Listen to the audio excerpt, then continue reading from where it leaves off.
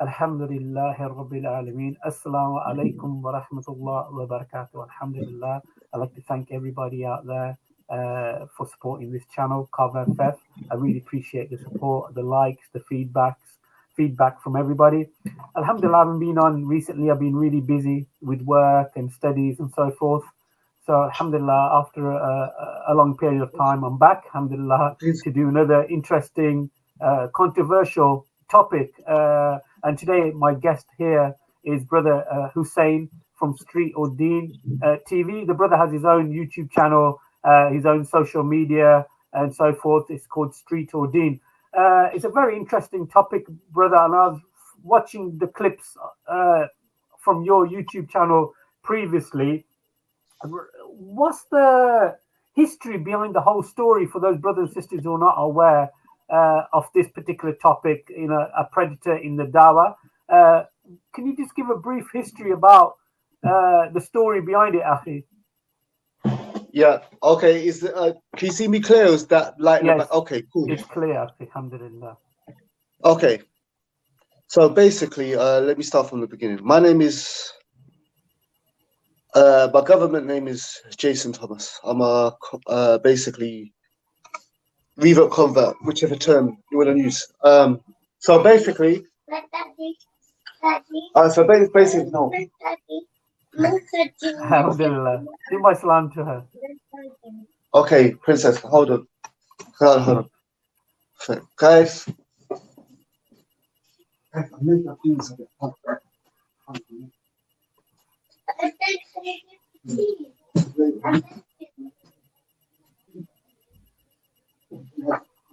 Alhamdulillah.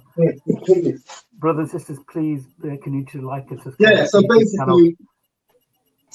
Yeah, so basically, like my government name is basically Jason Thomas. A long story short, I came from a single parent family, growing up in a council estate.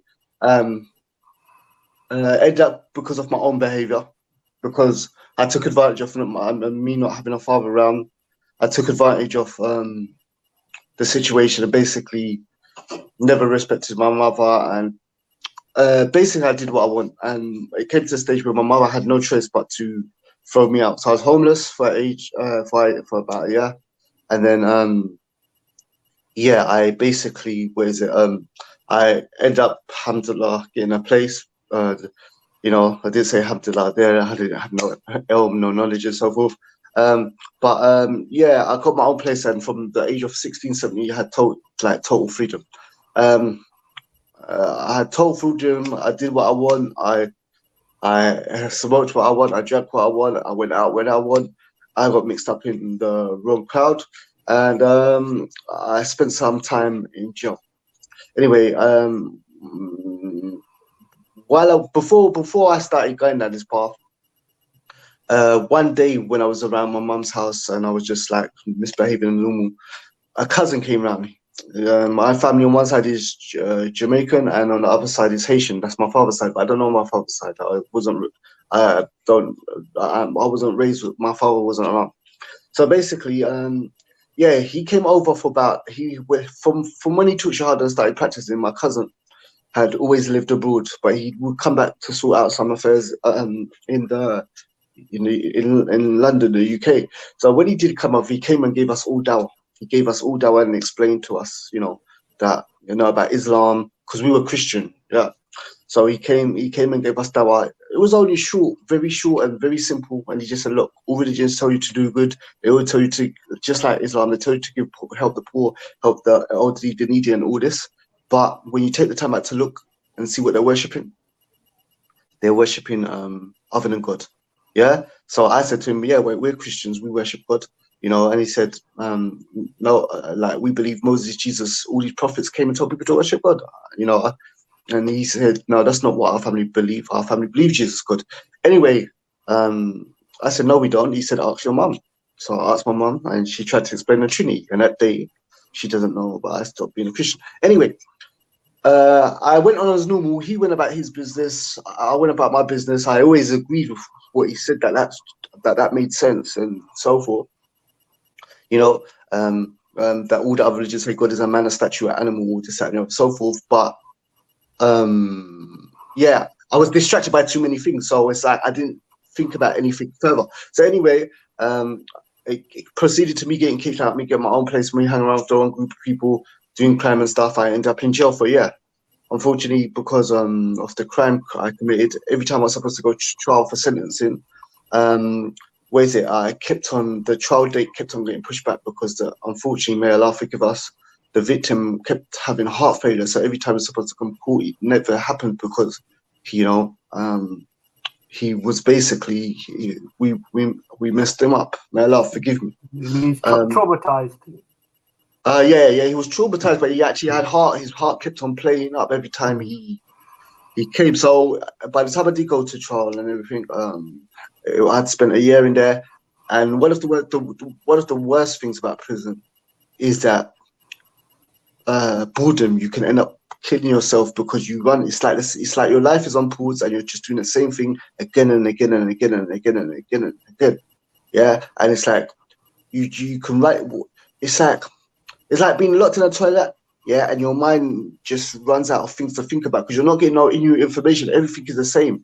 So I ended up reading newspapers, novels, everything I could read. So I asked for basically, I read the Bible again. You get a Bible in every soul. I asked for a Quran. I just started reading all about religions and this, that, and the other.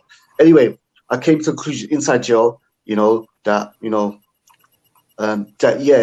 is the most that's out of them. It came out of Judaism and Islam because they believed in one God. I always believed in one God.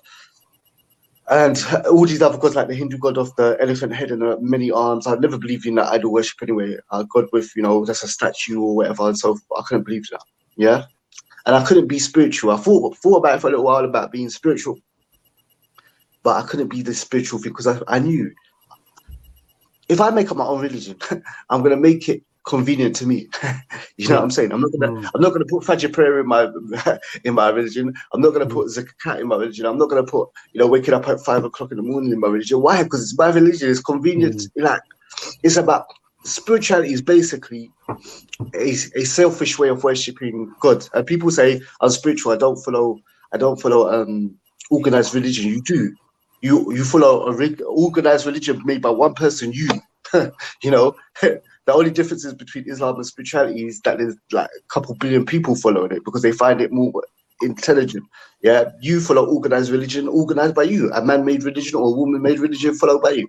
But anyway, so yeah, I couldn't cop it out because I know in reality I'm not going to put in my religion I'm going to have to get married to have relationships. I'm not going to put in my religion I can't smoke weed. I'm not going to put in my religion I can't go raving and clubbing. Anyway, so I decided Islam, but I didn't know how to take Shahada. I just knew the concept of God that Muslims have, the way of life that Muslims have, and that's the correct thing. So anyway, when I came out, my cousin came back to the country. I asked him to take me to masjid. I said, I want to take Shahada. He took me to Bristol Masjid. Alhamdulillah, I got to say this. The reason why I'm saying this is because the reason why I gave you that background is because the reason why I set up this project, StreetOrDeen, is because where I came from. When the first time I went to Bristol, I took Shahada. It was the first time, It was the first time that I basically, I came to a community and I saw men that looked like me, even though it was just black men. It was black men. It was there was black people there. There was there was Eastern Europeans there. There was Albanians. There was Moroccans. There was Algerians. There was all of Eastern Europe was there. Yeah, Arabs. Africa. It was just a mixture. But it was the first time I saw people. When I grew up in a council estate, I didn't see dads. Yeah, I didn't see I didn't see fathers with their sons. I didn't see like electricians and plumbers and tradesmen and so forth. Yeah. So what happened is that basically is first time I come to Juma, I see like men with big beards in their phobes, with their kids jumping on them, with their kids coming to play with them, feet by feet, shoulder to shoulder. You know what I'm saying? All different races. Some brothers coming in their work uniforms. You know what I'm saying? From all different things. From brothers that do retail, from brothers that had their own trades, brothers and had their own business. From brothers that were businessmen. and so forth. I saw men with their families, and it was like, I wish we had this, you know, on the council estates. I wish we had this. People praying, people working, and families. And then after, people go to like the restaurant across the road with their wives in hijab or niqab, and you saw the family unit. And this was the majority. This is not 1, 2, 3. There was abundance of grown men, young grown men, yeah, in there. Anything like you had people from like the early 20s to the mid 20s to the 30s to the 40s, this, that, and the other, so forth. And many of them were married for 10, 15, 20 years and so forth. So this was like eye-opening to me. And it was in the middle of Brixton. It was in the middle of council estates and the area, and where you had police side and ambulance and all this and stuff, that you saw this like reformation and so forth, you know? And yeah, and I don't want anyone to look down on Black community, because you got to understand, yeah, before I get into this, there's a reason why I'm playing changes, why I started StreetOrDeen. Like, if you see, you've got council estate on one side and you've got the masjid on the other side. The reason why I started on this thing, and you got the guy with the hoodie and the guy with the phone. The reason why I'm saying this, because a lot of people, they look down on Black people, even some Muslims, because they think, look at Black people, single parent family. You got to understand, when we was originally in Africa and stuff, this wasn't the case. They were happening a lot to do with colonialism and slavery and this, that, and the other. You know, the original people of Jamaica are not Jamaican people. They're not Black people. They're Asian-looking people. The term coolie means people with like kind of like relaxed hair, meaning basically like the Indian kind of hair. Coolie. Yeah. Unfortunately, in the dictionary, coolie means the word in there is written as unskilled native. That's racism. But a coolie person doesn't like. Generally, Black people have Afro curly. They have like Afro hair. The coolie people, they have like Asian hair and so forth. Yeah? So the whole thing is, the original Jamaican, the Black people that got in Jamaica, they were taken as slaves from Africa to Jamaica to breed. They were split up. Father was made to have sex with daughter. Mother with son. They broke them down. A lot of them in Africa were Muslim. And in Africa, we had empires and this, that, and the other, and so forth. And even after that, Black people still, you know, got back on their feet and started getting grades and this, that, and the other, and so forth. But there's been many communities where Black people have tried to build themselves up. Like, for example, there's a place called Black Wall Street. Yeah, Google the documentary, where Black people built themselves up. You know, they had their own businesses, they had their own trades and so forth. You know, and what happened? The white governments and so forth, they burned it down. They literally burned it down. There's another place called Rosewood community, Black people, where they built themselves after slaving everything with all this thing. You know, they were wearing suits, they were smartly dressed, they, you know, had their cars, their own businesses, this, that, and the other. I think even in Black Wall Street, they had their own airport. What happened? The racist people. Thing is, not also the whole thing about the CIA flooding the Black community with drugs and this, that, and the other, and so forth. When groups like the Panthers and stuff tried to build themselves up, were giving breakfasts to the kids, teaching them English and this, that, and the other. What they do, they cause a problem with Panthers, sending fake letters saying one of the leaders, you know, was trying to hit on the other leaders' girls. This is not. I'm not making this up. So it's not a matter of just Black people are just dumb and just sexual deviants and so forth. And they're worse than other races, you know. Yeah. So, because a lot of people think, even some ignorant Muslims, they think, like Black people, this, that, and the other. But I could just, you know, I could go to other cultures and I could say, look, you see in certain cultures, you see all the soaps, you see all the soaps. Yeah, all, you know, the guys are like clean shaven, the women have got a face full of makeup and this, that, and a cleavage, this, that, and the other, and so forth, music, and so forth. So, you know, the shisha barbs and this, that, and the other. If we take Islam away from a lot of cultures, yeah, you've got even certain cultures where you see the picture where the women wearing hijab and they're twerking in their kind of concerts or the cultural parties with people they're not married to. So please, before you look down on Black people, Jamaican people, Caribbean people, and this, that, and the other, yeah, please, if Islam was, as Omar said, that, you know, that Islam came and honored us, you know, and that before it, you know, that without Islam and stuff like that, we had no honor, no respect. Yeah, we had no honor and stuff. So I just wanted to say that, because I know there's a lot of people that's blame my story about where I came from, this, that, everything, Black culture, Jamaican culture. You know what I'm saying? But anyway, the point is that when I started practicing, I started noticing that the Muslim youth, even though there are a lot of them were in the council estate, they still had 2-parent families. They still had, some of the salat. They still had the family unit. They still had, the zina. Even though people do it, they know it's, even the youth. They know it's a big thing.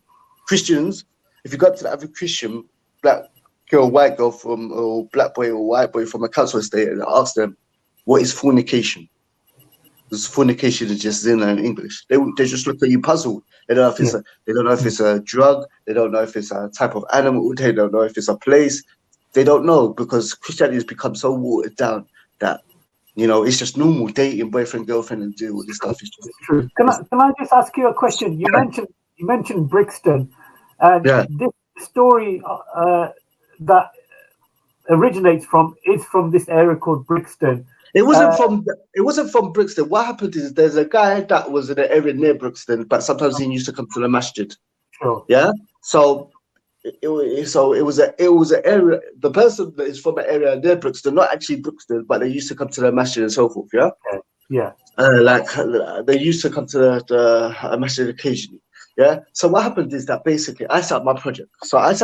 And basically I started doing, because I saw the Muslim youth kind of thing. So I started saying to the Muslim youth, I don't understand, why you're getting into this lifestyle. There's the whole thing is, you're even if you're a council state, you'll see that most Muslim families, no matter what part of London you go to, the mother and father is there. Yeah. There are exceptions where the father is not there in this, that, and the other, but generally the father is physically present, in your family. He might not be the best, and he needs to improve on this at communicating and saying, look, son, you're important to me. I love you. I care about you. You're special. You mean something to me. Muslim fathers, they're a bit backwards when it comes to that. They feel that they're Terminator, and if I show my kids I love them, I'm a weakling. That's rubbish. That's not from Promise. We know the Prophet used to kiss his grandson and so forth, and how much rahmah he had for his children. But the Muslim fathers have got this from somewhere. I don't know if it's back home culture or whatever, but they've got it. So the thing is that generally I saw that the Muslim, the Muslim boys were going down this path due to some of it is their father not having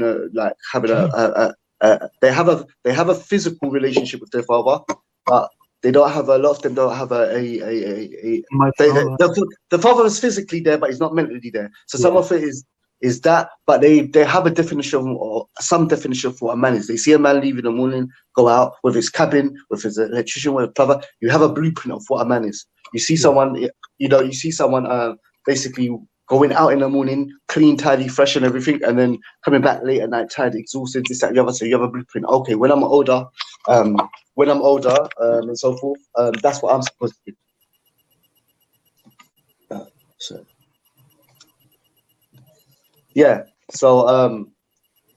basically, that was I'm saying, why you guys done this? Like last night, you slept in a nice warm bed, in a nice clean quilt, you woke up, you had breakfast, you know what I'm saying? You had your choice, Weetabix or Cheerios or cornflakes, you know what I'm saying? Your mum does nothing but, love you, you know what I'm saying, and pray, like she's washing she's cleaning your clothes, she's feeding you, she's like doing whatever. I'm sure if your dad, you ask him to do driving tests or whatever, he'll pay for it and this, that, and the other, or you know what I'm saying, he'll aid you. The whole point is that Muslims and so forth, even the people that come from council estates, they're not robbing a stadium for water and bread. No one is going to rob a secure van or do a jewelry smash and grab or rob drug dealers and then run into an off license with the money, and going, I need some water, drinking it, and then I need some bread and then eating it like they're starving. No, that's not the reason why people are doing in the council estates and stuff are robbing stealing. People are robbing in the council estates and so forth because they're going to school, they're going with either people are going to maybe be too young to understand the scholar, or the Gola trainers, Dunlop trainers, or no-name trainers, and they ain't got Nike and they ain't got Adidas and they get bullied at school, or made fun of, Yeah, or people, you know, boys, because they want girls to know them and they want to be accepted and stuff. They want to be wearing a Versace or whatever designer names are now and so forth. Yeah, most of the stuff that we're doing is to get access, to get glamorous stuff because we want to fit in socially. Because if you don't, in this capitalist society, that if you don't have name brand stuff, yeah, no one wants to. You guys don't know you, girls don't want to know you. You know what I'm saying? You won't have friends. Yeah, Yeah? I think the problem about the youth today, brother, is that they need like attachment, the positive attachment model, where they can attach somebody, and sometimes they can get a CSC, like criminal exploitation, and CSC is criminal sexual exploitation. So I think the youth, especially with the boys, they get criminal exploitation, or they start doing county lines and stuff like that. And for the girls, unfortunately, they have a lack of self-esteem, and they fall into like possibly grooming gangs, or sexual exploitations and stuff like this. But we've got a very interesting topic, and I appreciate you're spot on. You're exactly spot on. The reason why I went into that, the reason why I gave you that background, is the reason why I set up StreetOrD. Now I can go into the actual subject, you know. But you're spot on. Yeah. So the reason, so basically, So basically, what happened is that I started doing this project. So I started making videos speaking to youth directly. Alhamdulillah. The good internet is good and bad. One of the good things of the internet is that you can speak to youth directly to their face, because you can speak to them. Most youths have a phone and you can speak to them directly. Yeah, there's bad news of that, and I believe the bad outcomes the way, but that also means that you can, once they've got a mobile phone with data on it, yeah, that they have access to the whole world. Absolutely. Yeah, and it robs their innocence. But anyway, the point I was saying, so I started making videos talking about different subjects: crime, jail, just that and the other. I talked about it from a deen side, why it's haram, not allowed. I also mentioned from being there, why the grass isn't green on the other side. Anyway, I used to have a series of a portion on my project called Real Talk, where I would sit down with different people talking about youth issues, because I believe that two people can talk about the same subject, and you may hit some people and another person may hit other people. Why? Because people take differently to different people's personality. You can have two people talking about the same subject, and one person hits one group of people and hits the other. They take to one, they don't take to the other. So I realized that. So I thought, my platform, alhamdulillah, mashallah, is growing, is getting big. My word gets out there. Let me just bring other people, because maybe I'm not hitting, maybe someone can hit people, because it doesn't matter who gets the youth off the street. As long as that person has correct akida, manhaj, understanding, and the deen's okay, and and what happens is that basically that person, reaches them. It doesn't matter. Like whoever gets them off, as long as their Islam is okay and so forth. Yeah, that's what you want. Yeah. So I was aware that someone else could speak. So I used to get different people to speak to that. So I did this, and I had no problems. I just kept on doing this, So then what happened is that it's gone dark. Okay, cool. Yeah. So then what happened is that there was this brother, his name was Adnan. I used to see him doing wrestling with the brothers, and he did a bit of jiu-jitsu with them, and also sometimes with a group of younger brothers, and he would also do sometimes take them out to eat and stuff. He looked like he was taking them out to eat, to get pizza and stuff. You okay, Mohammed? Yeah? Okay, you're screaming. Yeah. So so what happened is that, like, I kept on seeing him post to Instagram and this, that, and the other. He had a YouTube channel called Hikmah Bookshop. Hikmah, Hikmah.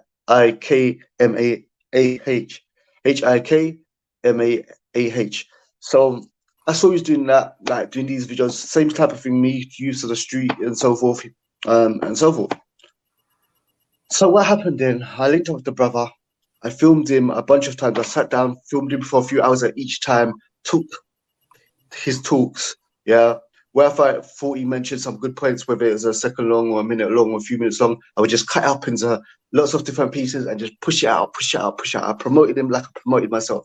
I also introduced him, to one of the biggest Dawah companies on YouTube that have over 100,000, YouTube subscribers. From then, when I started promoting him out, he started doing things with that organization regularly and so forth. He started getting invited to masjids, universities, this, that, and the other.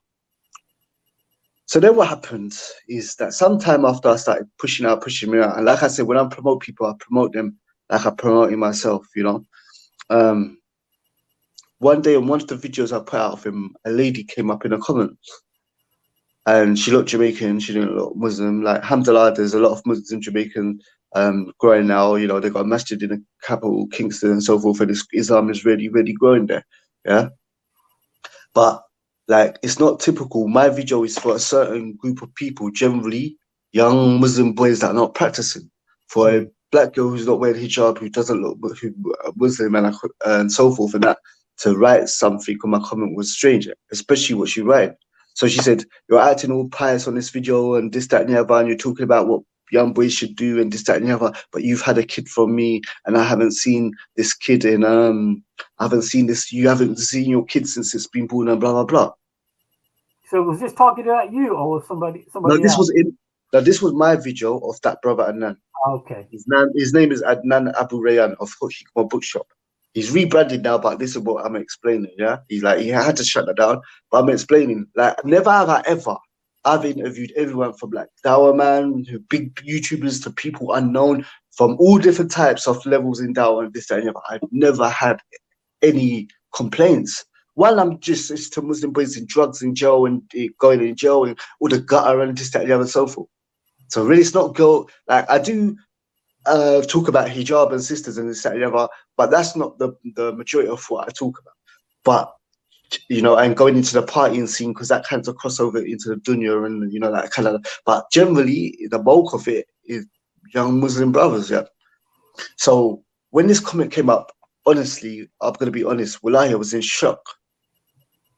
And you know, 70 excuses for your brother, what the hell is this? I don't know. To be honest, brother Hussein, is that sometimes when I have my YouTube channel, there's always certain people who always speak negative regarding my streams.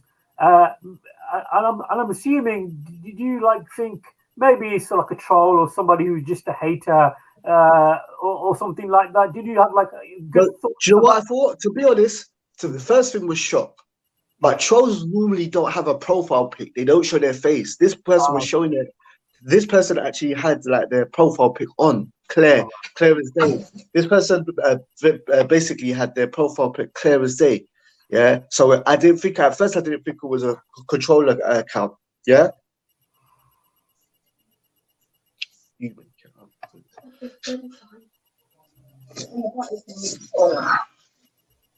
I'm sorry. Don't worry, Zaki. Don't worry. Alhamdulillah. 1 second. Alhamdulillah, this is live. Barakallah feekum, as you can tell, the brother Alhamdulillah is at home with his family. So, wa alaikum salam wa rahmatullah.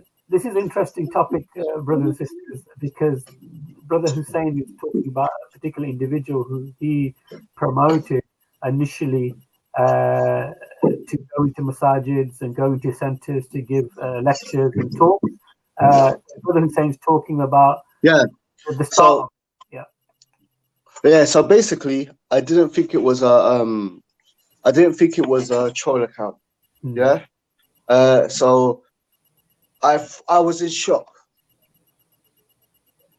Yeah, so what happened is that I just thought, like, there's 70 excuses for brother, but to be honest, I didn't think it was a troll because the person's face was clear and so forth. Yeah, so what I did is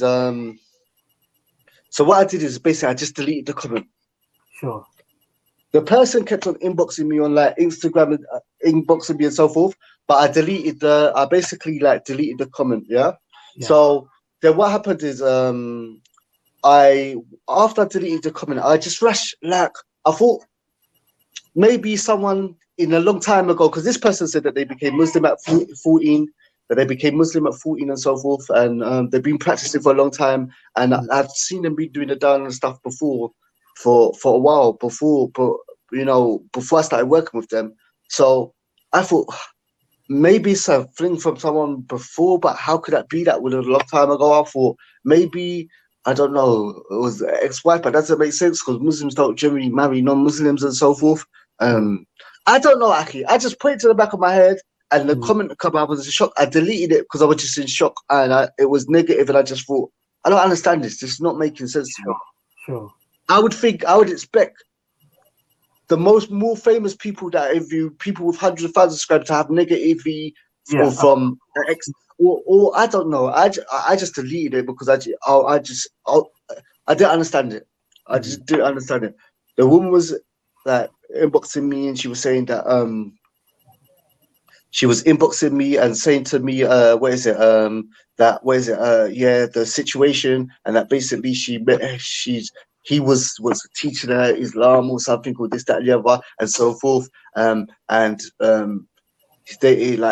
She was looking into Islam with him, and this, that, and the other, and so forth. And that basically, she was. You reckon she was like groomed in a way into? Yeah, I think this is what happened, because she said, "This is what happened." She said, "Look, I was looking at Islam with him, and we were studying this, that, and the other. Then we did some things together, and then."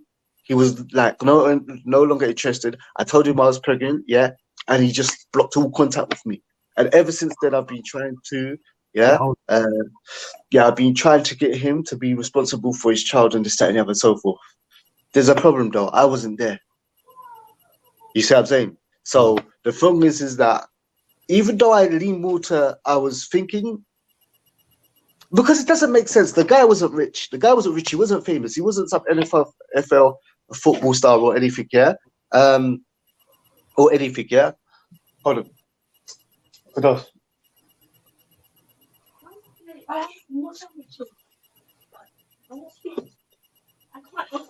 Okay. It's just the whole thing is I will lead with her. I will lead with what was being said, because I would expect it if the person was a football star, like somebody rich or famous or this and the other. Yeah. But I don't know. I just deleted it, and basically, I just raised it. You just thought, it could be, just ignore it, just it'd go away. But this person continued to inbox you, send you messages. So when did you? Get back to you.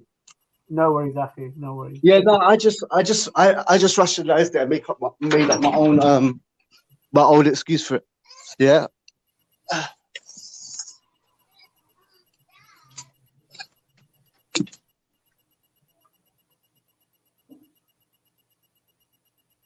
I think the brother's lost his connection. Brother Mohammed, are you still there?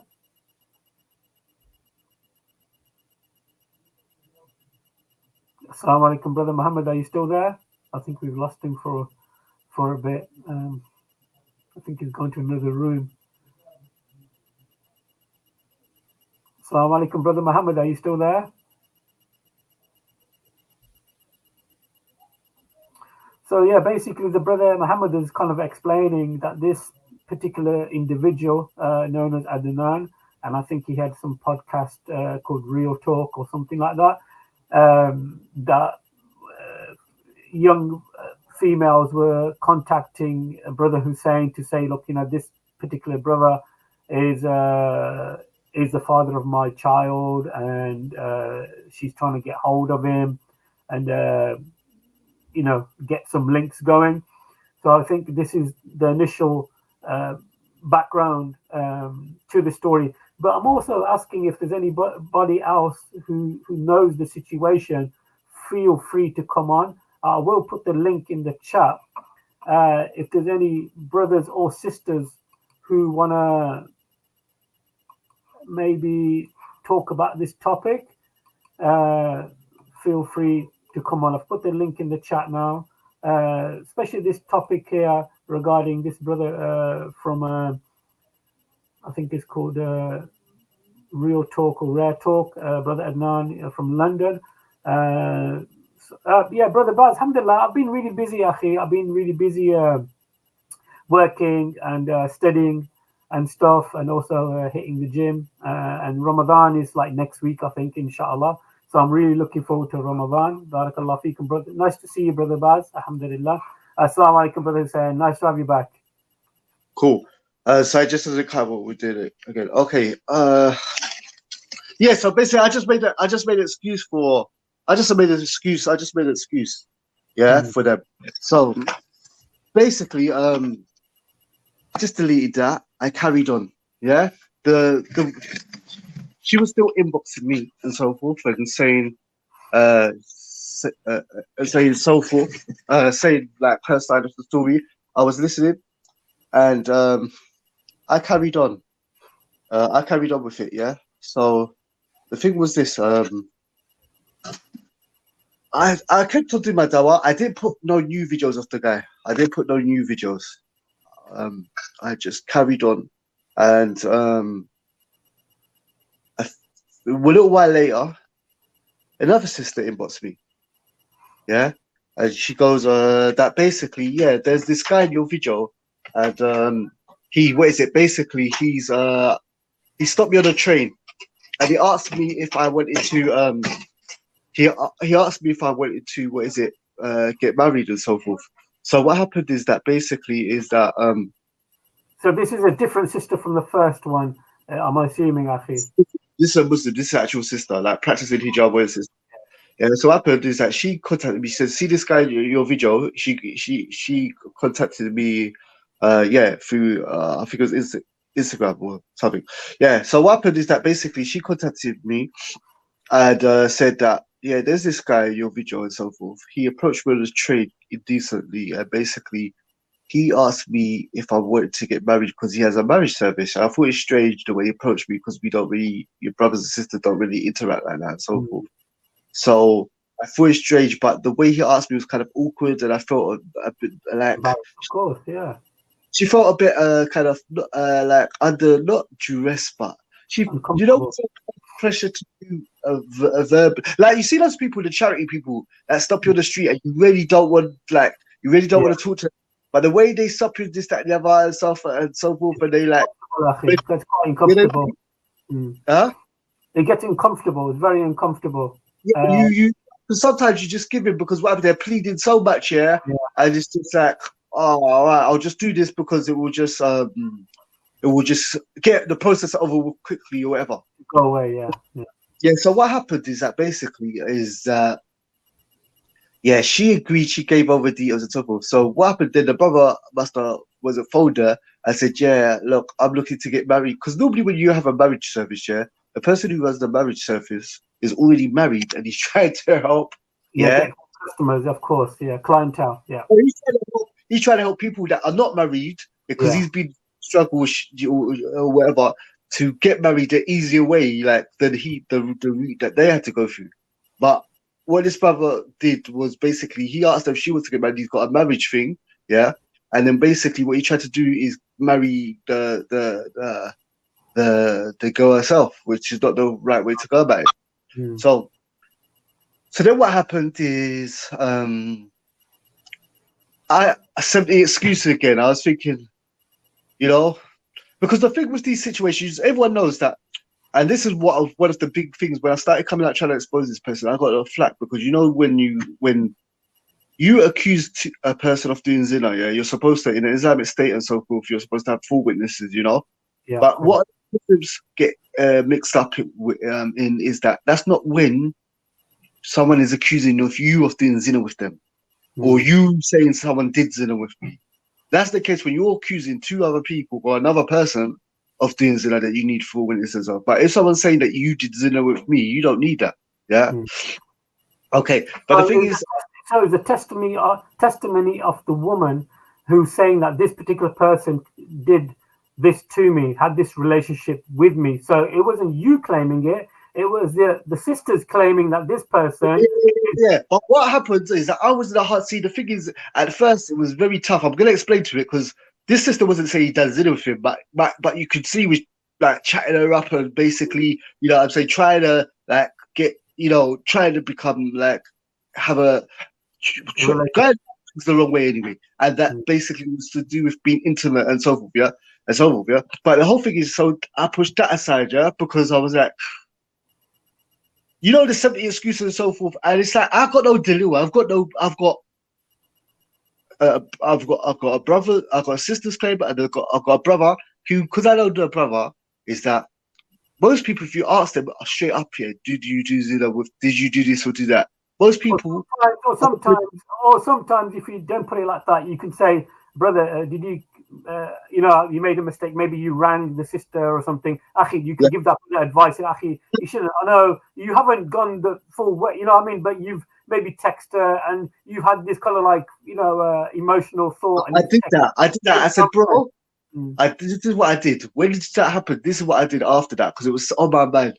I called the brother and I said, bro, I heard you're running a marriage thing and this, that, and the other, and so forth. I got a message from a sister and she said that the way you approached her about this thing and so forth was incorrect and it should really be done this way and so forth. And you like approaching a sister yourself and this, that, and the other, so forth, because that's what I was told that you did.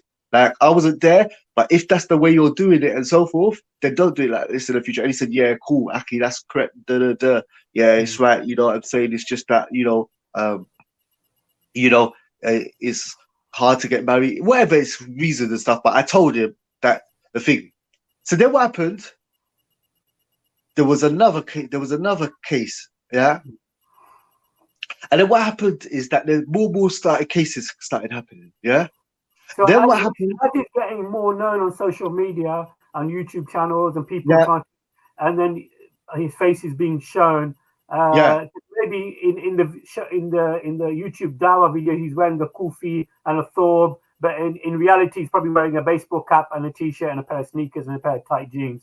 So people are kind of like recognizing him now on these Dawah streams or shows. Is that right? Yeah. So what happened is that this happened, but one of the major breakthrough is that there was a time when one of his ex-wives, but she was married and pregnant to him at the time, contacted me because she had seen I had done videos with her. Yeah, done videos with him. Yeah. So what happened? She contacted me and she said there was like domestic abuse. Yeah. Now, and she would say that the guy put her in. You do boxing, so you're well informed with like martial arts and so forth, and positions of like attack and defense and so forth.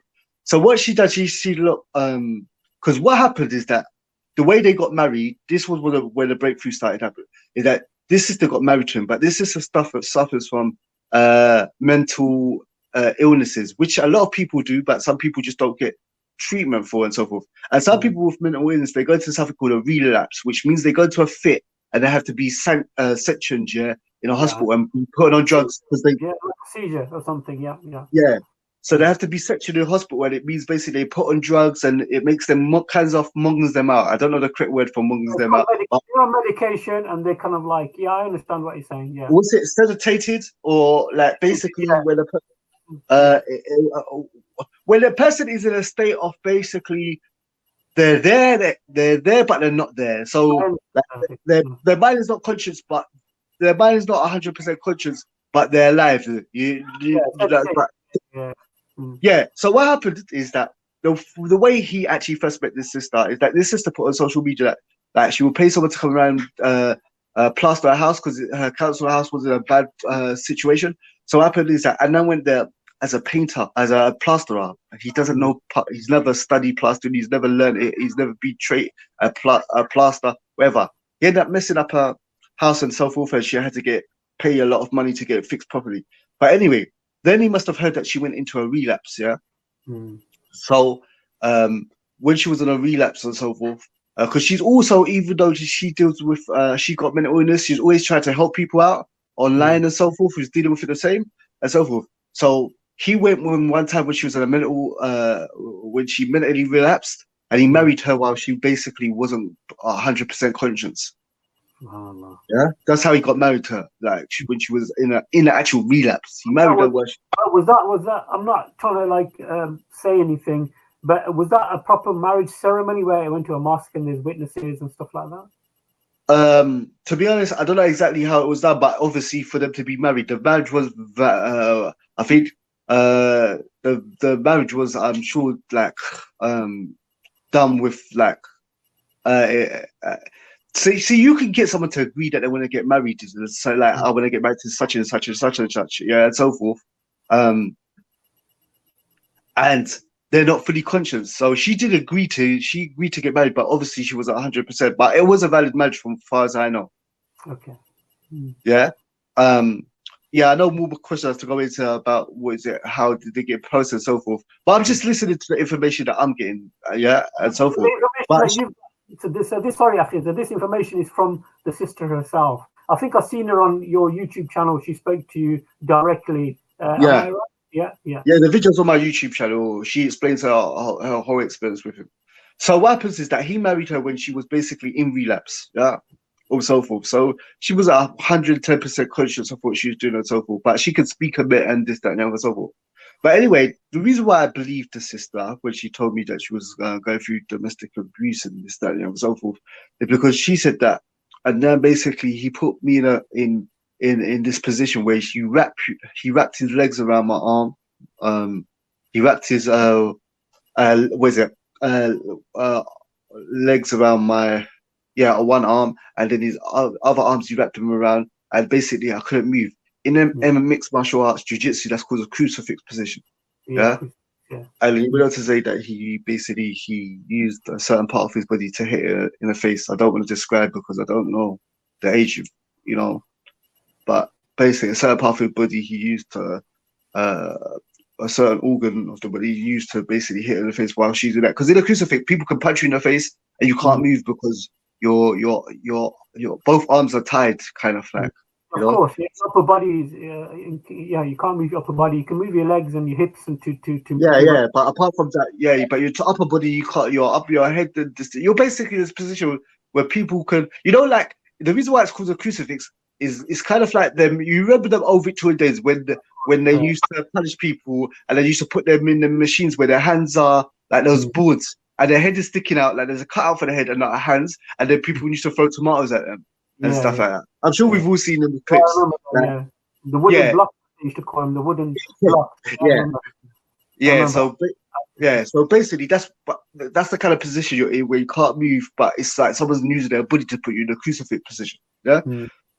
So I knew the reason why I kind of believe that is because the whole thing is that first of all, most women don't know what mixed martial arts are. Yeah. Secondly, how did she know that I know Adnan actually did do jiu-jitsu and stuff like that? She wouldn't know that. She knew I filmed some Dawah stuff with him, but as for the actual jiu-jitsu and stuff like that, like how did she know that I knew? You got to say and so forth. But anyway, recently there was another girl that came out that said that he struggled her and so forth. This was a girl he was not married to, who he was. I'm sure you've like seen the clips and so forth. But the thing is that she really became unconscious and stuff. Like he struggled until she then became unconscious. Then he let her out of it because obviously, So two different separate sisters can't be making up these mixed martial arts. These are not normal strangleholds. These are not normal things and so forth. It means there's someone that's trained in jiu-jitsu and he just happens to be trained in jiu-jitsu, sub jiu-jitsu. So the thing is that after that, I start because I got so many. Because maybe if one sister contacts you, maybe one person is a hater, or a troll, or just that. Maybe two, maybe three. When it starts getting into double figures, after I spoke to his wife, another woman contacted me. She said, "Listen, I know that Adnan's not going to be in this kid's life. I know he's not going to be in my life. I don't want anything from him. I've been surviving with this kid on my own with no help from him. I just want this guy, I just want my child, to basically know who his brothers and sisters are with, because I know this person has so many kids that I don't want when my child gets older, to commit incest with its brother or sister." I understand. But can I just pause you for a second? We've got somebody called Mustafa in the background. Mustafa, you got to put your camera on so we can see who you are. And once we see who you are, then if you want to come on the stream in a bit, you feel free. Is it possible if I finish it, then we do the question and answer? Because what happens? He's gone now. He's gone offline. But he was in the back chat. I don't know who he was. There's no problem. I don't mind doing the question and answer, but I just want to finish my thing because actually, what you find is that what I dealt with is a lot of brothers, sisters, One, because they're not educated about the full witnesses thing, but secondly, is that these brothers and sisters all, because the whole thing about, there's a certain thing in Islam that the kid from zina has no inheritance. Zina, if you do it in an Islamic state or a Muslim country, you get flogged. If you commit adultery, you get stoned to death. This, that, and the other, so forth. Like, there's a lot of things in our Quran and Sunnah that try to make zina a shameful thing, because in Islam, prevention is better than cure. So in Islamic and Muslim countries where there's generally, I'm not talking about the tourist attraction places, or that, I'm not talking about the general tourist attractions or where the Westerners are. I'm talking about generally the Muslim countries. Yeah, they're like, for example, the restaurants, the society is based that it's not free mixing. Women have their own schools, boys have their own schools. Like the restaurants are like that, apart from the family seating areas and this, that, and the other, so forth. The culture of the Muslim countries, obviously not like Sahaba times and so forth, and that, and with TV and westernization and so forth, things are not like how they were in the companions and so forth, Sahaba times. But the point I'm trying to say is that there's a lot of emphasis against zina because they don't want from the Prophet's time and the companions' time, they didn't want it to become the norm. So, like, kids from zina and stuff, it was never a proud thing. It was never something glamorized. It was never something, a boyfriend and girlfriend. It was never glamorized and accepted. It was always shunned out. But what you got is a lot of brothers and sisters, yeah. I don't know why. For some reason, when these things start happening, they start saying, "Where's your proof? Where's your this, that, and the other?" But the same brothers and sisters, when it happens to your sister, when it happens to your daughter, when it happens to your mother. Imagine someone married your mother for a couple of months, used her for a couple of relationships, and then divorced her, and then kept on doing this to your aunties and this, that, and the other, and so forth. Yeah, you wouldn't have the same tune. So people, because it's not their immediate family and stuff, they're like, "Where's your proof? This, that, and the other." So I'm not talking about me saying this person is doing this. I'm talking about the people coming forward and saying this person done it. Yeah. So a lot of people like to interrupt and say and brush it off and defend the person. So the whole thing is that, so I don't mind any questions, answers, like after I've finished what I've said and this, that, and the other. But we got DNA results now anyway. We've got pictures of the person in the nightclub where they were married with their hand around and goes on. So this is, a lot of people don't even know the whole context. But anyway, the point is that, that woman contacted me. She said, "I don't even want anything from him. Yeah, I know he's not responsible for his kids, but I know he sleeps around a lot. He does a lot of zina. You know what I'm saying? There's a lot of kids." Because I'm not talking about 1, 2, 3, 4, 5 kids, Zaki. One kid alone. For you to be a believer, to have one kid, out there, a part of you, out there, We'll make this clear. We're not really talking about brothers and sisters who were married originally and then they broke up and then. No. This topic's completely separate from that. Because we're talking about zina. We're talking about zina or marriages that you were in. Because even if you're married to a sister, and then you get divorced, that kid's still yours. You know what I'm saying? But the main thing is zina here. But the whole thing is so this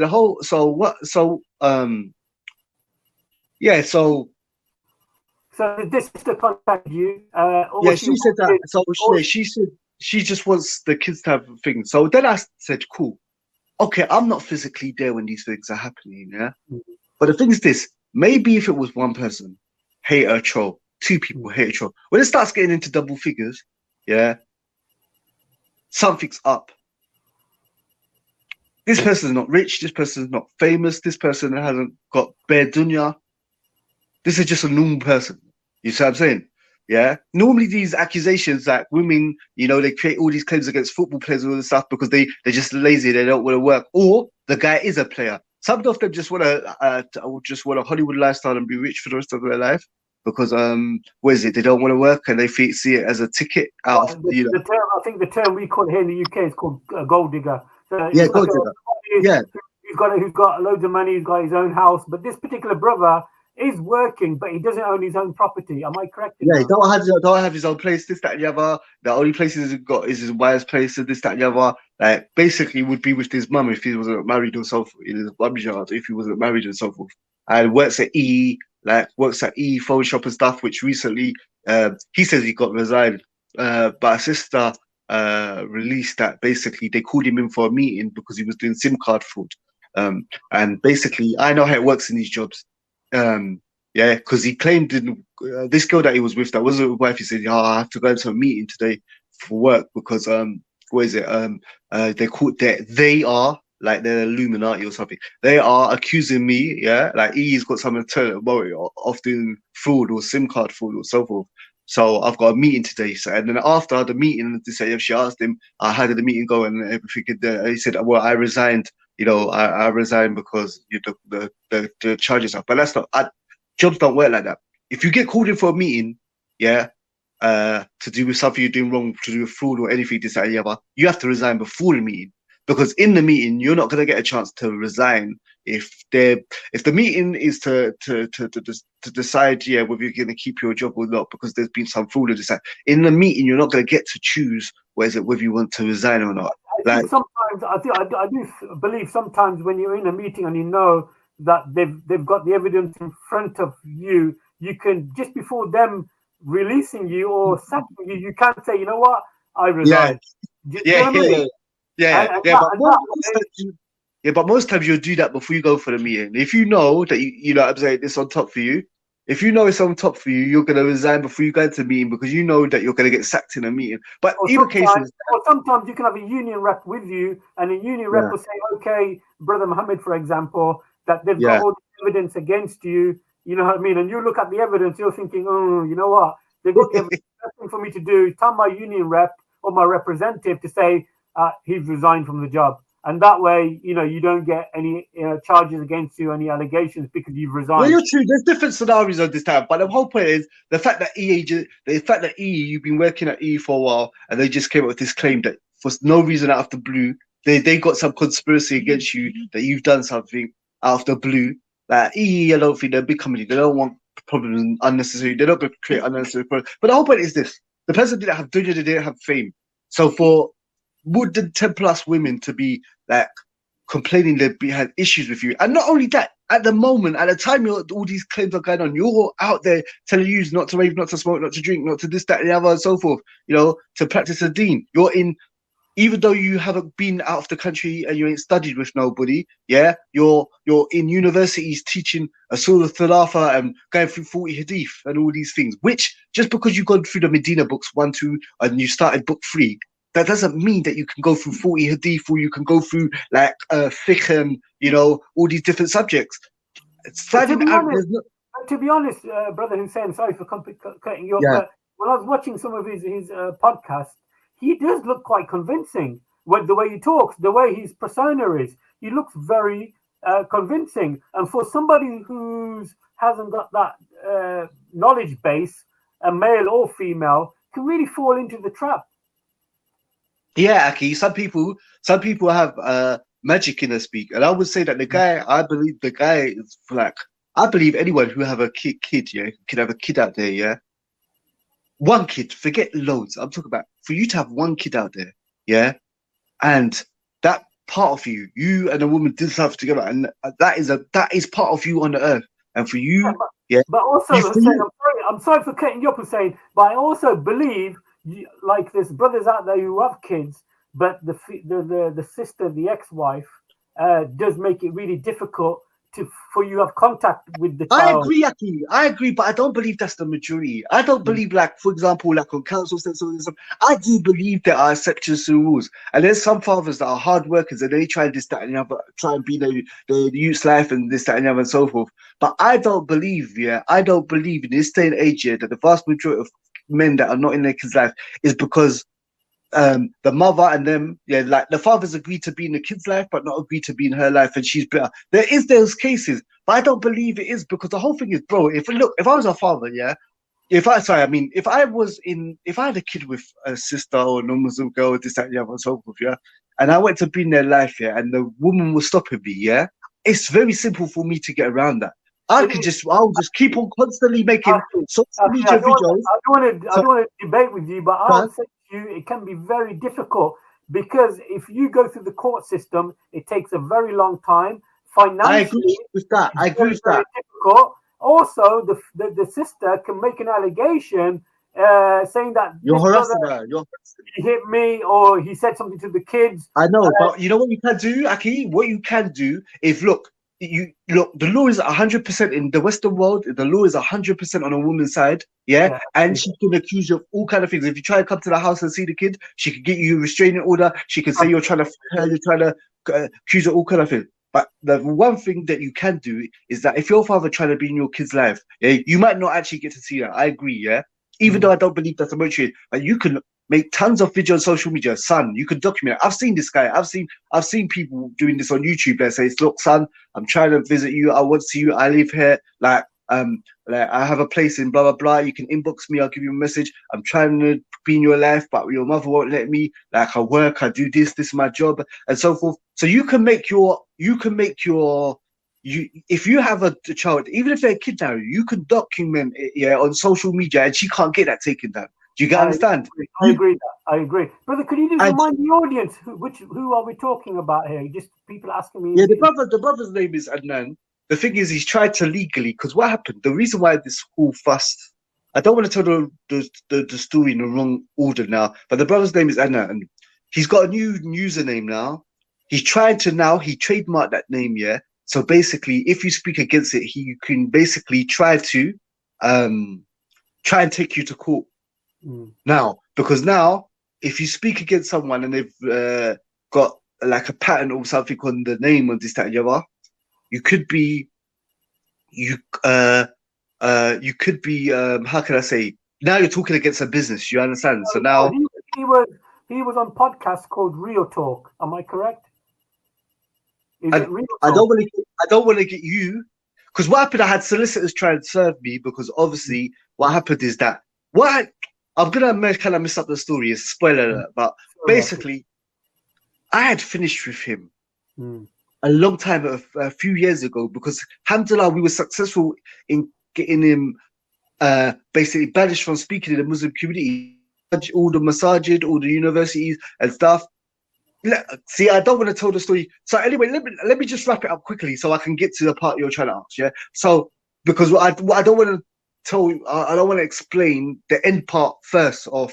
I want to explain how I had to, because like I said, the full witnesses and this area, and I wasn't obviously there when he was dealing with all these different women.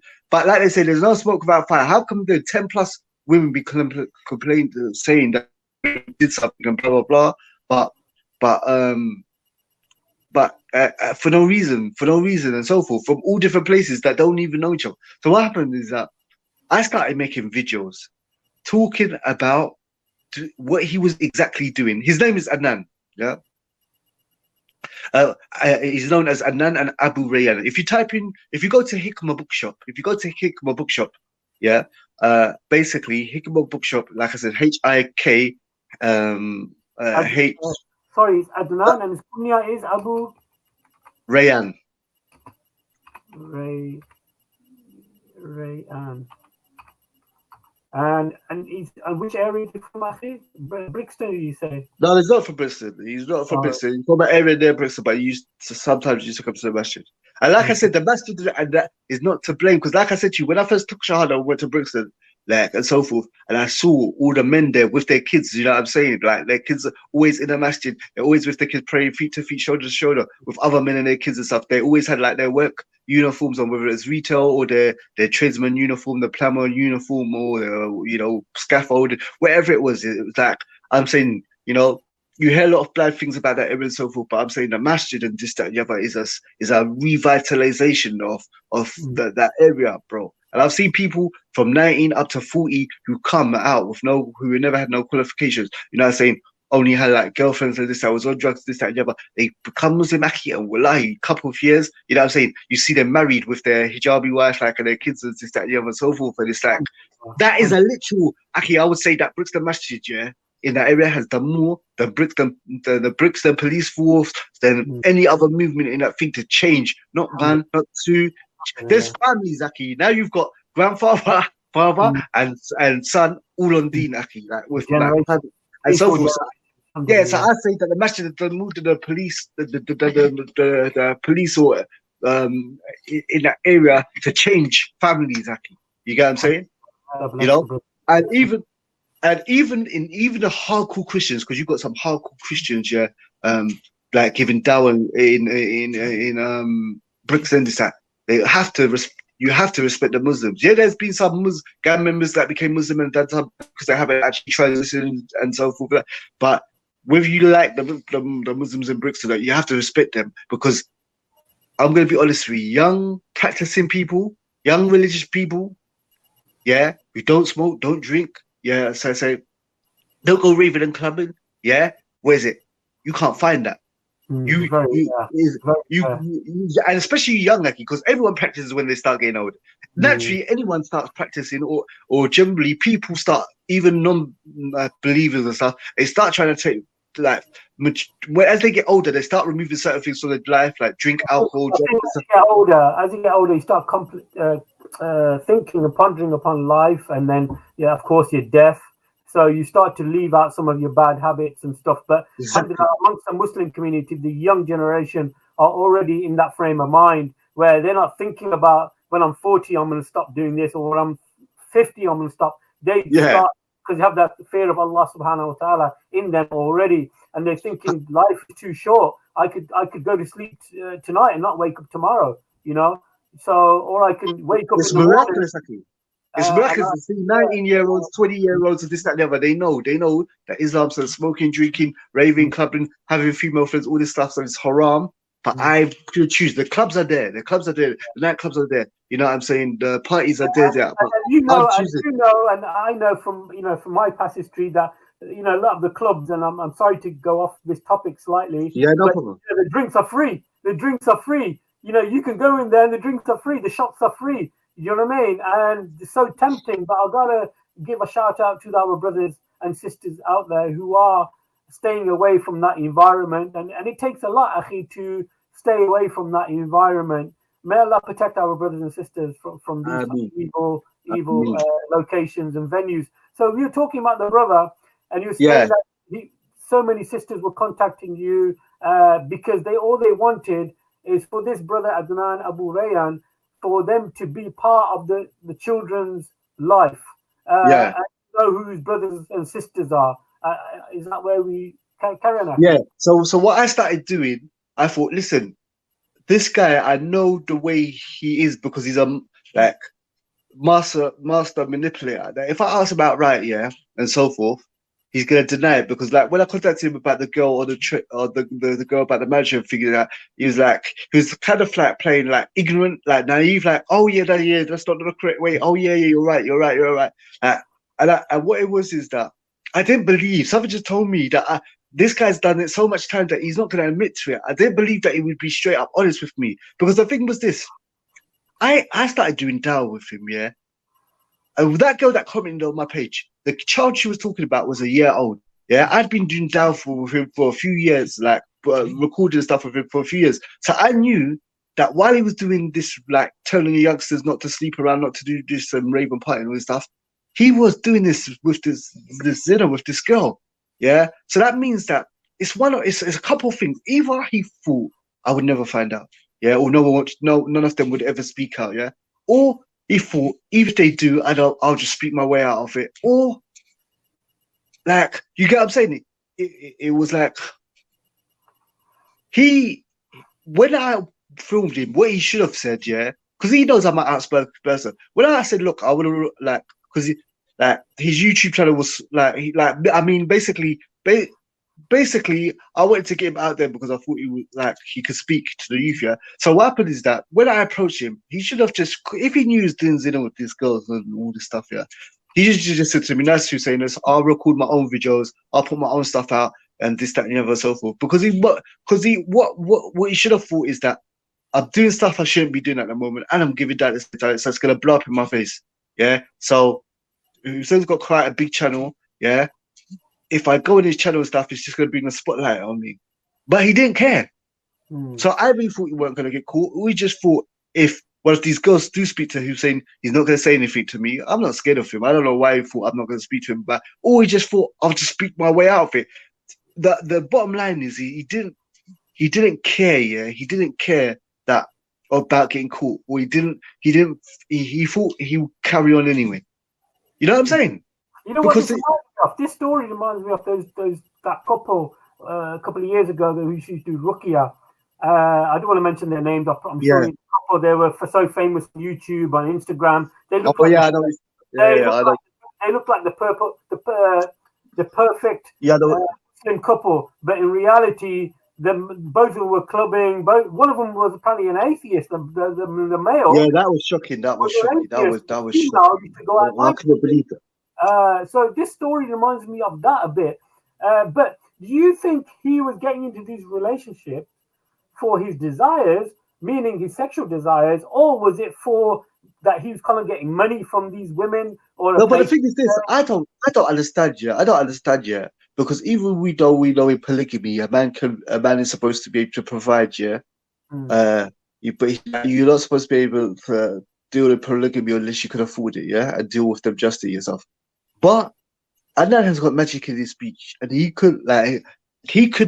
I can be sure there was 4 sisters that he could find that would do it the halal way with him. Like he would say, "Look, I'm broke, yeah, but you know, if you want to get married to me and so forth, I don't have my own place, I don't have much money and stuff, but we can marry doing the halal way, but I just can't provide for you." Which is not, which is open, which is fair enough. I'm sure there will be sisters. I don't think that's for me, Akhi, that's fair enough because that's going to make it halal. And I wouldn't see a problem with that. As long as he's open to say to the sisters, listen, I haven't got the money. You're breaking up. Can you hear me now? Akhi, you're frozen. SubhanAllah, you're frozen. I've lost you, Akhi. I can see myself. Guys, can you press 1 if you can still hear me, inshallah? Can you press 1?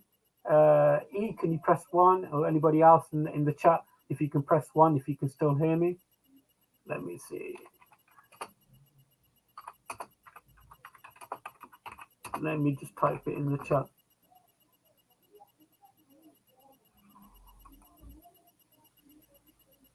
Brothers, can you still hear me? I think Brother Hussein is just he's frozen. Yeah, alhamdulillah. Thank you so much. You can hear me. Yeah, Joe Baz.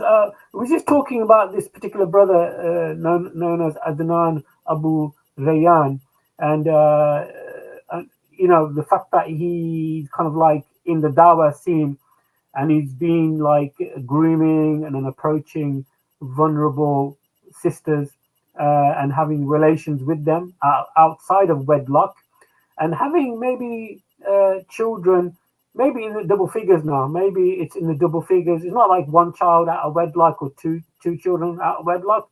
We're on about double figures, and he's not providing for them, and basically moves on to the next sister.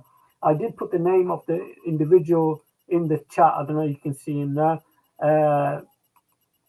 And this brother Hussein, who I'm speaking to now, initially linked up with this particular brother and joined their organizations, and this brother Hussein promoted this brother Adnan to speak in the masajids and speak in various Islamic centers.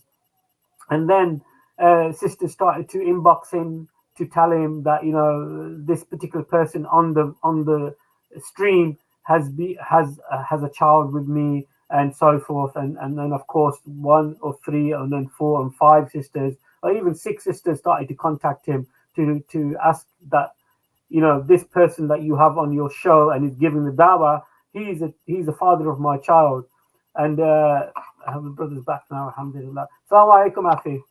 Yeah, I don't know if it was from my side or your side, but I'm stuck in the same place as I was before. So anyway, I can hear you fine, akhi, alhamdulillah. No problem. Okay, cool. So what happened? What I thought is that this guy's not going to openly, because he would have worked with me if he had any remorse or he cared or anything. So I started making videos talking about what he was doing without mentioning his name. So I used to talk about Dawahs and a predator. I used to talk about domestic brothers, brothers that are cowards and do domestic violence and all this stuff. And every time I do one of these videos, no one, like most people, obviously, because they're subjects that not a lot of people talk about, everyone was supportive, but one person would turn up in the comments saying, "Aki, why are you accusing brothers of doing this stuff? This is, you know, you got a proof and so forth." I said, "Aki, I ain't mentioned no one's name. I'm talking generally." I'm talking generally about these subjects, about people who use dawah to flirt with people and this, that, and the other. And I'm going to say this to the sisters, yeah. The sisters, yeah, please stop this fascination with people involved in a dawah, yeah. And we're not like people involved in dawah are not supposed to be like rock stars to you or Michael. Well, they're too young to know Michael Jackson. But I'm saying like you're not people in the dawah are not supposed to be like Hollywood actors or like I think there's two types of sisters I think that try to get married to someone involved in a dawah. There's sincere sisters that believe that look, if I marry this person, yeah, who's like a day, he's always giving dawah, who's always debating, or he's always like doing events and all this stuff and that if I marry him, because my deen is messed up and this, that, the other, and so forth, then he will encourage me like to get a stronger Muslim in this, that. But there's and so forth, yeah. But I would say this.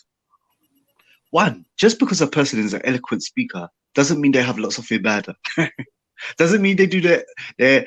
Just because someone can speak good, it doesn't mean, or explain things articulately, it doesn't mean that they're zahid. Yeah, someone who practices zuhud, like mean they do all the extra sunnahs, they fast every Monday and Thursday. Like a good speaker is one thing, yeah, and someone who worships Allah is another.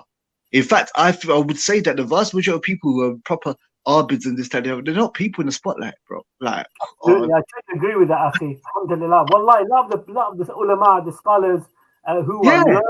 You don't see them on. They don't like to be on social media. For me, I've approached the brothers, students of knowledge, to come on the street, and they say to me, "Akhi, I don't like to do this." They rather write books and give the dawah that particular way, you know. And you have to expect, like you said, sorry to cut you, bro. And you have to expect the life of a student. Life with a student of knowledge is going to be tough, man. They got a lot of worship, and you know what I'm saying. There's not going to be watching no soaps. There's not going to be no like watching these programs with music in. They're going to be in their books a lot. They're going to be like always memorizing beat chunks and this, that, and the other. Like, and the whole thing is as well is that also, sister, don't believe that if your deen is mash up, that just by marrying someone who's really practicing your deen, yes, sometimes it can. You live. People do rub off with you live with and so forth. But you have to put the effort into. You know what I'm saying? Like, can you go with a brother that doesn't watch any TV? You know, you might say like the color Rasulullah, this, that, and the other, and so forth. But like even documentaries with music in and stuff like that and so forth. Like. So what is that? I think there's two types of there's two the sincere type that wants to better the deen and looks at it this, that, the other. But I also say to you, sister, just like how you sisters are like throwing yourself at him to marry the student of knowledge or the sheikh or this, that, the other, or the person of knowledge, that there's a million other sisters as well that see the same thing in him as you. You see what I'm saying? That want to be his wife just as bad or more than you. You know, that I've also at the same time you're like pleading to marry him and this as well, him as well. And I know sisters are gonna like that and so forth, but you know, is that like you want this person, but can you also deal with the polygamy aspect of it as well? Him having like 2 wives, 3 wives, you know what I'm saying, or you be the 4th wife of this, that, and the other, and so forth. You know. I've got another question because we've got to wrap it up pretty soon. Is that this brother has he approached you and has he verbally threatened you in any shape or form? Has he threatened you to say? What happened? So what happened is that I started making those videos by name. He kept on popping in the comments. And what happened is that a picture came out. A picture came out of him in a nightclub, at a public Christmas party, at a public nightclub with his arm around a girl, and hold this on the screen. It's all on my page. It's all on. If you go to StreetOrDeenTV, the last bunch of videos are on him, are on him and so forth, So the whole thing is that, or you go to my Instagram, StreetOrDeenTV, or you go to my TikTok, is there. But the thing is this, so a picture came out, and this what he must have annoyed. He must be doing so much zina and so much of this stuff, with non-Muslims as well, that I think a non-Muslim girl posted this because she must have seen the talk that was going on. So this non-Muslim girl, she posted a picture, of him in a club, and at these times he was married to like a hijabi wife, But I've seen a picture where he's holding a large I don't think it's alcohol free, but I think it's No, it's alcohol. It's an alcohol bottle. And the worst thing is, that's what I'm saying. At the same time, he was doing the Hikmah bookshop. He was doing the Hikmah means wisdom, innit? So, like, Hikmah is like, he was talking to you about not raving, smoking, drinking. And that's what I'm saying. The fact that he took this photo, and there's another picture where he, after, like in school, you used to do the photograph where you all stand up. Yeah, and like in your uniforms and stuff. They did one of that at the Christmas party after, and he was in line for that as well. And so the whole thing is that because a lot of people, when I was trying to expose this guy, they say you're exposing this things. No, well, first of all, it was a public. It was in all ways you can't say we exposed this sin because one, it was in a public nightclub at a public shirk, kufa Christmas party, which is the worst sin. Yeah. Secondly, it was publicly done. Not only that, it was publicly put on Instagram. Yeah, not only that, but when we got this photo, we didn't post it publicly at first. Yeah, we sent it to him. Yeah, a brother that was like trying to get him to stop. Yeah, and sent it to him and said to him, "Listen, what's this?" First, he said it's a prop. Yeah, he said it's a prop. Like I don't know what. And the brother said, "What do you mean?" He said, "Oh, work made me do it."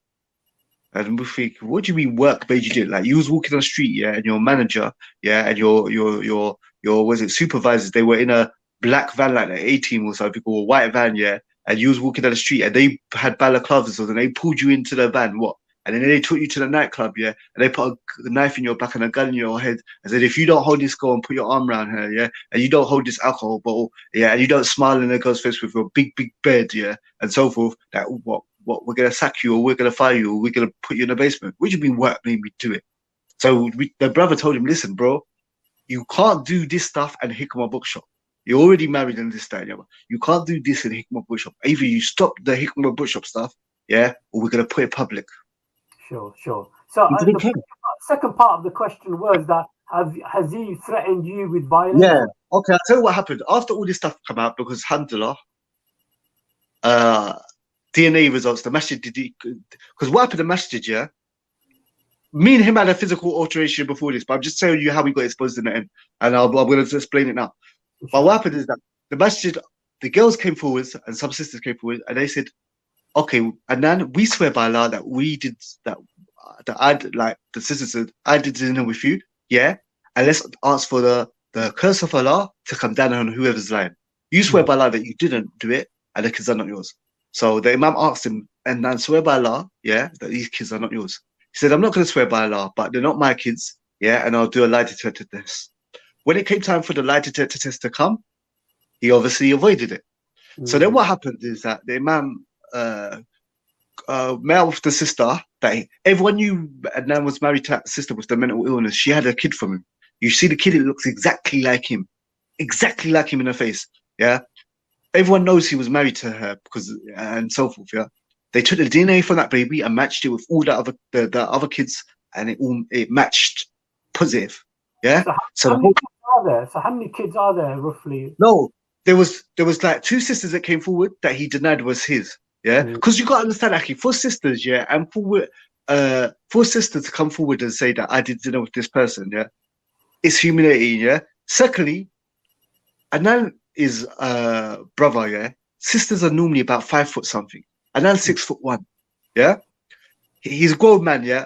He's tall to them, like they're scared of him. Actually, most women are scared. Most sisters and women are scared. He's threatened to stab sisters. He's threatened to on fake accounts, and I know it was Adnan because what Adnan done, because he was so angry at me, he started creating profiles with my name, my face. Yeah, I don't know, with the eyes blurred out, whatever, and he started like inboxing me and other people and like other women and stuff, and I was the figure point because I was speaking out the most against him, and he would tell his sister he'd stab her and throw acid in another sister's face. He said all this kind of stuff, yeah. So what happened is a lot of sisters, they were scared to come out. A lot of women were scared. He's a man, he's a man, he's a big man and so compared to them, yeah. Now, so what happened is that, two babies, it matched with two babies that he denied was his, yeah. So he was finished then. So anyway, I used to go Juma, obviously, at Bristol Masjid. So one time after the post, when we're going back and forth now, like he went there Juma, I went there Juma. So he saw me. So after he come up to me, he goes, Like he tried to say in an intimidating accent, "Salaam alaikum rahmatullah." Like we need to speak, yeah, or we need to go around the corner. Now, if you're from a council estate or anything, yeah, or you've been in fights and stuff, when someone says, "Come and go for a walk," yeah, go around the corner, it means basically fight. No problem. I work in security. I have like on a daily basis, I have physical interactions with people. It's my job to subdue physical violent people. It's my job. I don't care. You know, plus I was a criminal before, so I don't. Like, I'm not scared of that. Nan, the Jamaican accent, the Yardi accent doesn't scare me. And this, that, and the other. This is what I do. Yeah. So I crossed over with him. I crossed over the road with him.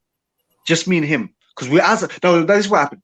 He came out of the masjid after Jummah. He saw me standing. I was just talking to some brothers there. There's tons of brothers after Jummah outside. So he goes, "Salaam alaikum, can we go in the car? I need to speak to you." I said, first of all, I said, I got nothing to speak to you about. And I said loudly so everyone could hear. I said, I got nothing to speak to you about. What you need to do is stop doing zina everywhere and having kids everywhere, yeah, and doing Hikmah bookshop at the same time. Yeah? Like, you just need to stop. We don't need to talk about anything. You need to sort your life out. That's what you need to do. And I said it loud so everyone could hear. Because I want everyone to know. You know what I'm saying? So what happened is that he said, no, come, let's talk. We need to talk around the corner. We'll talk around the corner. But I also want to show him I'm not scared of you. Yeah. So what happened? I said, stop sleeping. I kept on exaggerating. Stop sleeping around and having kids everywhere while you're telling the youths not to do it. Yeah. So that made him obviously more angry. Yeah. So I crossed the road with him. It's just me and him there. Yeah. So I said, do what you're going to do. Do what you're going to do. You're talking this, that. He never did anything. Yeah. So what happened is the Imam comes after a few minutes, the Imam must have heard that we're outside and there's commotion and this, that, yeah, but we're across the other side of the street. Yeah, it's about to kick off or whatever, this, that, and so forth. So what happened? He comes running. Yeah, he calls us back into the masjid, yeah? So he starts taking off his blazer. So he starts taking off his jumper like he's going to do something, like he's going to fight. I don't know why, because he didn't do nothing as that. So I walk up to him, to his face, yeah? I take my blazer off because I'm in my work clothes and that suit and so forth. I walk up to him and he says, what? He says, the youth don't fight with fists no more. The youth don't fight with fists. I'm not gonna fight you with fists. You think I'm gonna fight you with fists? The youth don't fight with fists. I don't know why he said the youth, because he's 35. I think it's 34 there. I don't know why he's saying the youth. He's trying to include himself with the youth. Yeah, and it's like, and this is the masjid, Daki. This is inside the masjid. Yeah, he's like, the youth don't fight with fists. The youth don't fight with fists. You think I'm gonna fight you with fists? You don't fight with fists. Yeah, I'm gonna go and get my gun. I said, you ain't even got a gun, but go and get your stupid gun anyway. Yeah, yeah. I just find this guy annoying at this moment and stuff. But the Imam's like saying, between us, are just saying, no, please, like, stop it. I respect the Imam, so I'm gonna the Imam, so I'm gonna respect him and so forth. But the whole thing is, look, all Adnan has is a rep. He doesn't have money. He doesn't have wealth. He doesn't have his own yard. He doesn't have a job now either. So he doesn't have rep. He's not gonna fight me. He'll twist up. He'll do MMA on his ex-wife. He'll struggle that girl that he was like, doing stuff with and stuff. Because there's no consequences. There's no chances. Yeah, there's no chances in a confrontation, a physical confrontation with a 5 foot, woman who's like 9, 8, 7 stones, 6 stones. There's no way that she's gonna come out better than that. You know. Are you aware that there's any criminal allegations against him? Any reports have been filed against him? Because I'm sure if these women, I'm just playing, the other side. I'm not saying you're not telling the truth. You just say devil's advocate. You just say devil's advocate. I'm just want to I'm sure these women, can go to the police because of course we know this. Domestic violence is a very serious thing, Afi. Yeah. Even if you're not in a Islamic relationship, even if you're a non-Muslim, domestic violence is a very serious thing. Women don't want to do that, Afi. Their sisters, no Muslim, because he tells them that you're finished if you do. And for us as men, Afi, you're a boxer. Like if someone says that to you, you don't care. Like it's just another day of sparring at me. This is just another day of sparring. Like, I don't care. Like at the end of the day, like we're men, we're men. At the end of the day, we're not like, what I'm saying. Look, at the end of the day, if you take a liberty with a man, look, Aki, there's people. I'm 6 foot something. I'm sure you look very tall. I'm sure you are 6 foot or something. I'm very short. People think I'm tall. I'm very short, Aki. Well, you look too. But anyway, I don't care if you're short or tall. Look, this whole thing. I want to say this, Aki. People, this whole thing about alpha males and this and that. A lot of it, there's some truth to it, but a lot of it is rubbish. Because look, Tyson, was 5'9", and I don't think anyone will say that Tyson wasn't. No, but Aki, I know we're going to go off topic for a bit, but Mike Tyson and people were humbled at the beginning, and they knew their place.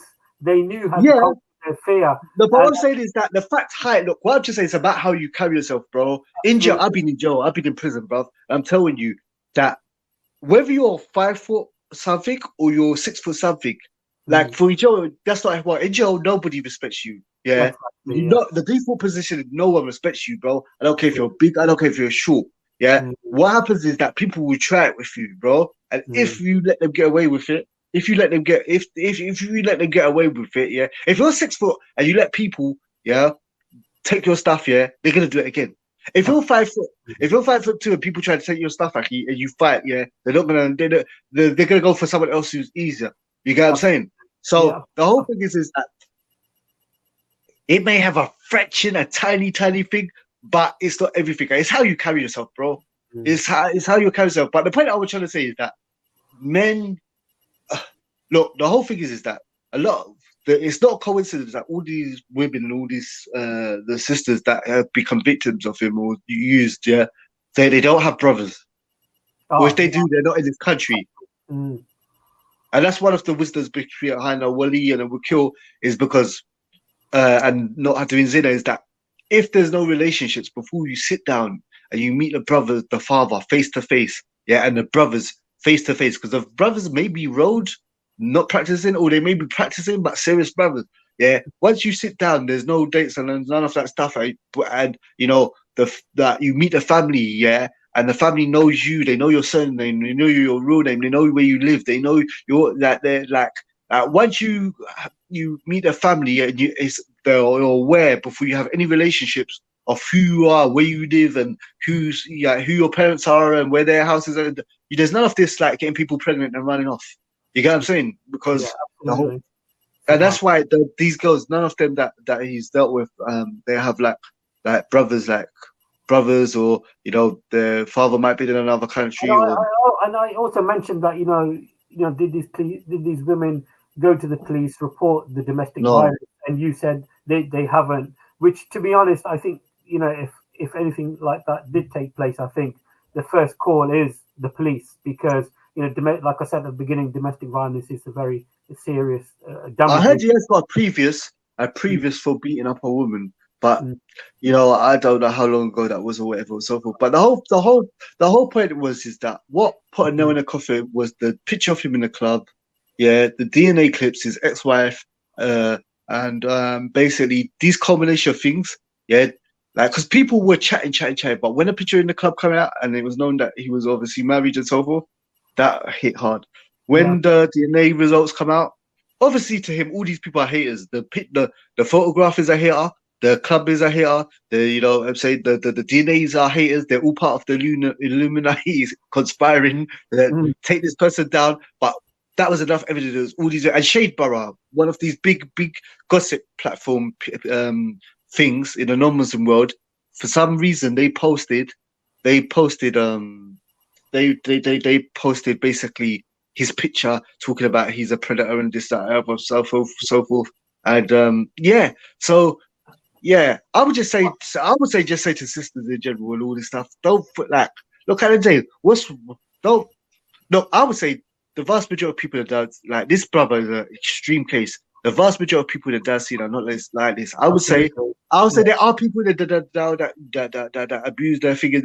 I would say this is less than a quarter, but I would say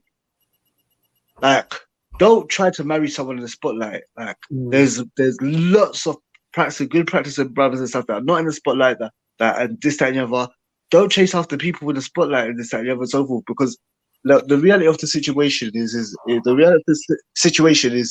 this. One, like I said, just because someone is an eloquent speaker, good debater, or very articulate, whatever it is, doesn't mean they have lots of worship.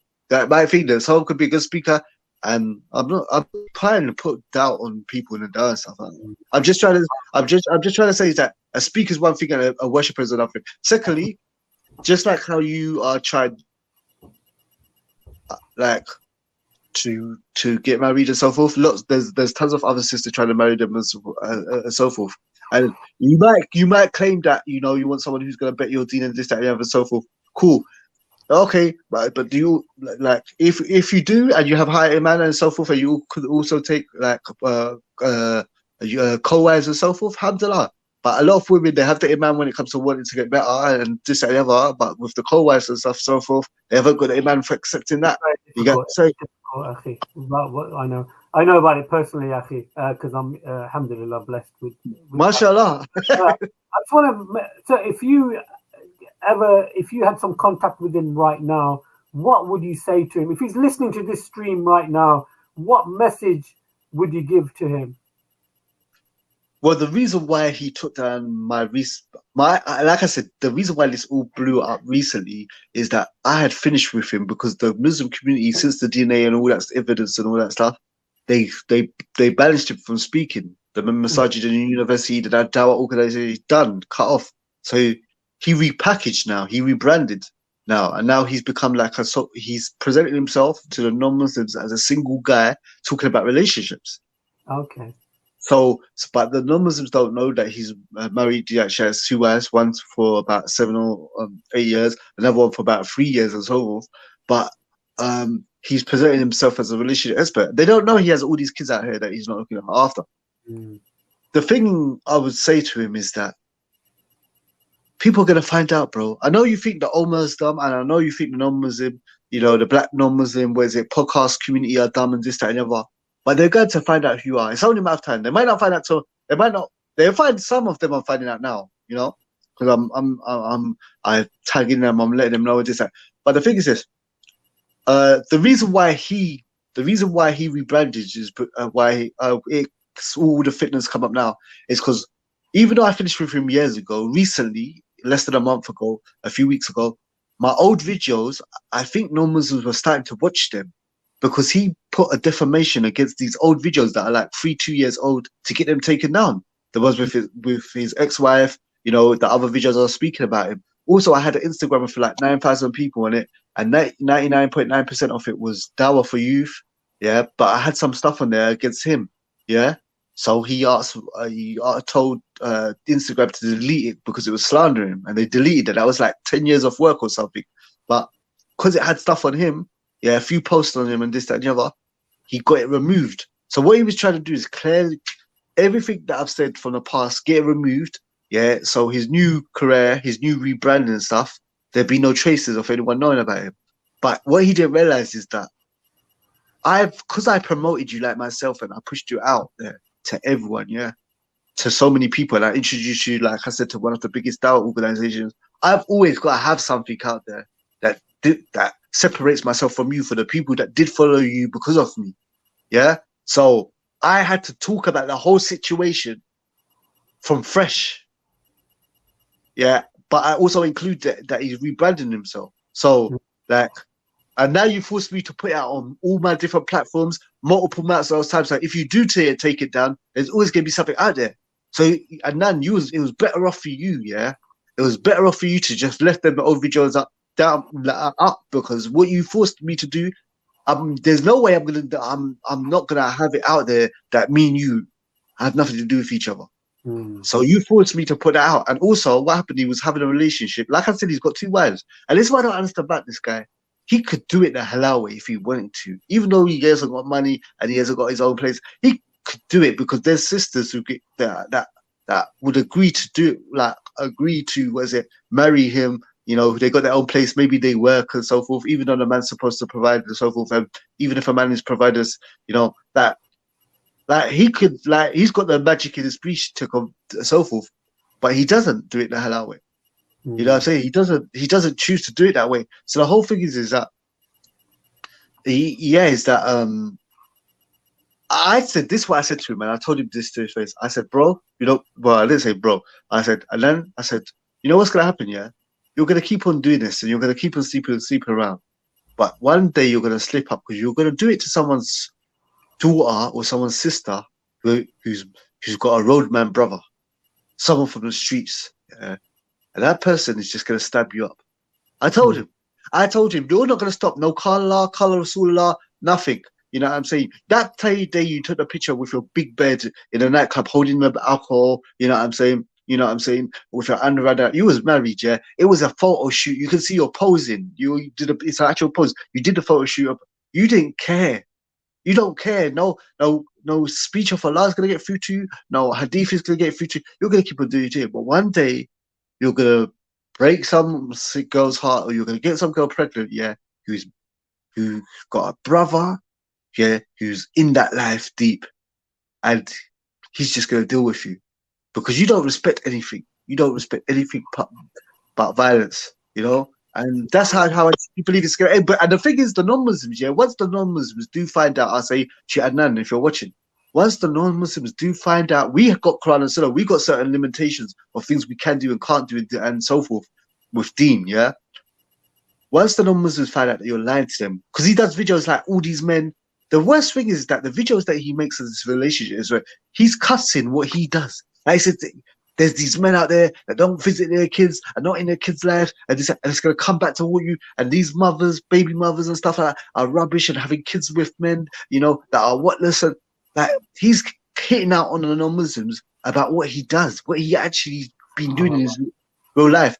The thing is, when they find out, bro, they're gonna media-wise, they're gonna drag you, but physically as well, bro. Like it's all I'm saying is that whatever little bit of money you're gonna make, or even if you get to make famous and make lots of money, or this that, and the other, you got a certain time, you got a certain amount of time, and when it comes on top in this life and the next and so forth, it's over. True. Jazakallah khair, akhi. It's quite sad, to be honest, that some of the brothers do these kind of things.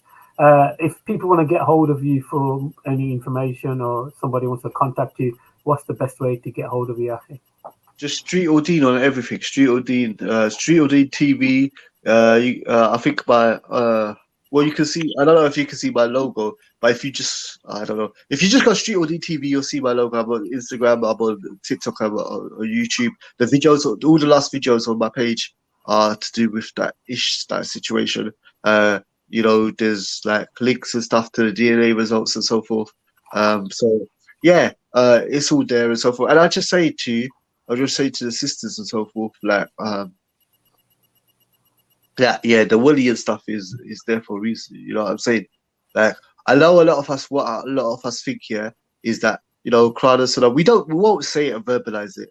Yeah. And it's kind of kufr, it's dangerous because it can take us out of the deen if we literally believe it. A lot of times think, the Quran and Sunnah way of doing things is old fashioned, this type of. No one's gonna say that.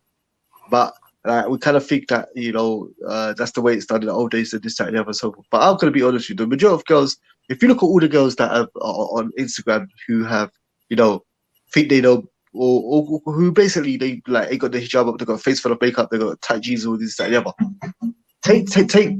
Take 10 of them with the biggest amount of subscribers, the most famous, the modeling contracts, all this stuff. Get 10 of them, yeah, and get 10 of their mothers, yeah, on Quran and Sunnah, who wear hijab and this, that, and the other, and so forth, who don't think Quran and Sunnah ways. Like your mother, yeah, most of your mothers, yeah, they were never girlfriends. They never had Instagram. They never did poses with their lips like ducks. They never had like stretched jeans on and this, that. All your mothers did that. They were never girlfriend, yeah. Your grandmothers, they were never girlfriends. They were never so forth.